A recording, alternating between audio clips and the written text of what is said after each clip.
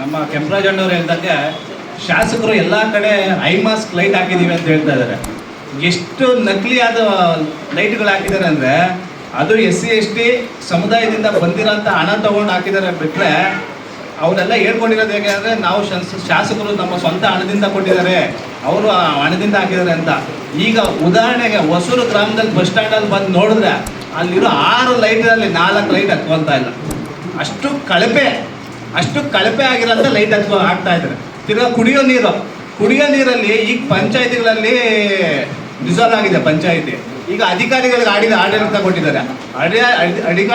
ಅಧಿಕಾರಿಗಳು ಎಷ್ಟು ಬೇಜವಾಬ್ದಾರಿ ಅಂದರೆ ಪಂಚಾಯತಿ ಏನು ನೀರಿಂದು ಇದು ಇಲ್ಲಿವರೆಗೂ ಫಿಲ್ಟರ್ ಆಗೋ ಅಂಥದ್ದೆಲ್ಲ ಕೆಟ್ಟೋಗಿದೆ, ಇಲ್ಲಿವರೆಗೂ ರಿಪೇರಿ ಮಾಡಿಸಿಲ್ಲ.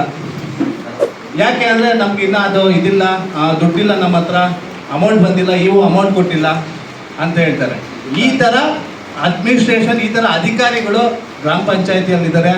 ನಮ್ಮ ಹೊಸೂರು ಪಂಚಾಯತಿಯಲ್ಲಂತೂ ಅದು ಯಾರೋ ರಾಜ್ಕುಮಾರ್ ಅಂತ ಇದ್ದಾರೆ PDO, ಅವರಷ್ಟು ವರಷ್ಟು ಇದು ಯಾರೂ ಇಲ್ಲ. ಅವ್ರ ಮನೆ ಬಿಟ್ಟರೆ ಈ ಪಂಚಾಯತಿಯಲ್ಲಿ ಯಾವಾಗ ಇರ್ತಾನೆ ಅನ್ನೋದೇ ಗೊತ್ತಿರಲ್ಲ, ಅಷ್ಟು ವರಷ್ಟು ಅಧಿಕಾರಿಗಳಿದ್ದಾರೆ.